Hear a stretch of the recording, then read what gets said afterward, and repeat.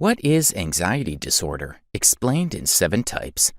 Anxiety disorder is one of the most common forms of mental illness, and it is often ignored because it's chucked up to worry. The truth is that now and then, normal people fall into anxiety moments, especially when they face worries they have no control over. However, for people who have anxiety disorders, these anxiety attacks are a day-to-day occurrence in their lives, interfering with their daily activities. Sometimes these anxiety disorders come in more specialized formats, and here are 7 of them. 1. Agoraphobia. Agoraphobia is a kind of anxiety disorder that develops after a person is caught in a situation where they end up having a panic attack. After someone has experienced this more than once, they end up having anxiety when they feel they would be in that situation again. The circumstances may range from being stuck in an elevator, stage fright, or being in the middle of a large crowd.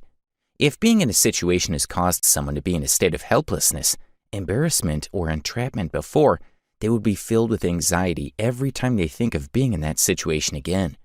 A good example is a person who's been trapped in an elevator twice before.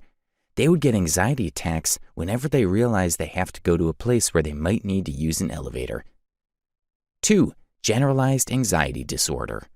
Generalized anxiety disorder is characterized by persistent worry and panic over activities that should naturally not trigger these reactions. A person with generalized anxiety disorders can break into an anxiety attack by not knowing what to wear to an event that may or may not be important. Getting through these daily activities for these persons can be termed a strenuous task because they stress over every tiny detail. Many times, the level of worry is way over the problem, and to a normal person, that may seem dramatic. Sometimes, the anxiety gets to a level where the person sinks into a depression over their inability to control things that they should have no control over, like the weather. 3. Social anxiety disorder. Social anxiety disorder is characterized by avoiding social situations for fear of negative judgment or embarrassment. People who have this kind of anxiety often have to hide from social gatherings because they're worried about how people will perceive them. They stress how people will see their outfits, how people will talk about their hair, and if their faces will be judged by people. At the end of the day, they decide not to go out because they are unable to convince themselves that people will not be mean to them for no reason. They are often very self-conscious, and if they eventually go out, they restrain from socializing with people to reduce the chances of embarrassment they may face. 4. Selective mutism. Selective mutism is characterized by the inability to speak in certain places as a result of panic, and this form of anxiety is usually found in children. You often find that the children suffering from this anxiety disorder can be chatterboxes when they're in the presence of family and loved ones, but once they're taken to a different environment, they go mute. Many things can trigger selective mutism in a child, but the common denominator in all of these triggers is fear. The fear ignited in the child whenever they are in that environment makes them unable to speak. 5. Drug-Induced anxiety disorder. Drug-induced anxiety disorder could either be the side effect of a medication or the effects of drug abuse. Either way, once the substance causing the anxiety has left the system, the feelings of anxiety are bound to stop.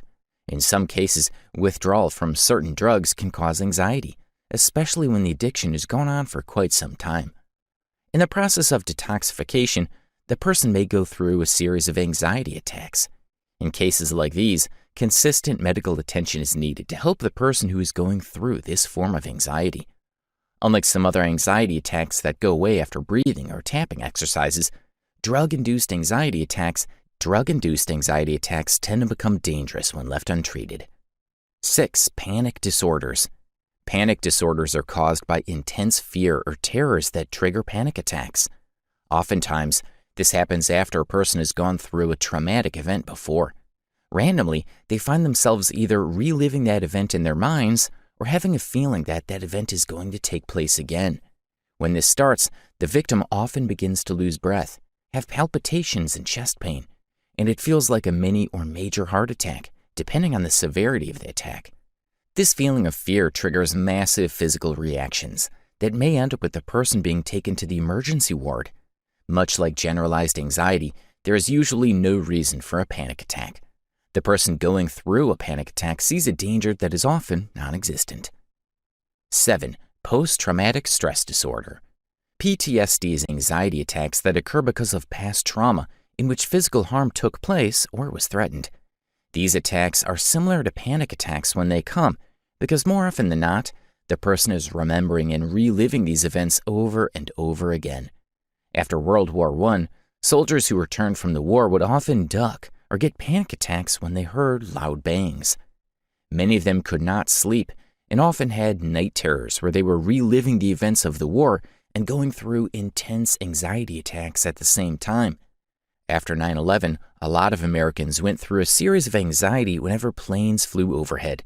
In more recent cases, women who went through traumatic childbirth often suffer anxiety attacks when they think of having another child. Conclusively, anxiety happens in many forms, from mild to serious, and there are treatments for each stage, ranging from breathing exercises, intensive therapy, and medications. Sometimes, a person has to figure out their triggers and stay away from them, but this may only happen in mild situations. Knowing what type of anxiety you are suffering from is the first step in dealing with the disorder. In this video, you'll find all you need to know about anxiety disorders and how to deal with them. Please watch, like, share, and subscribe.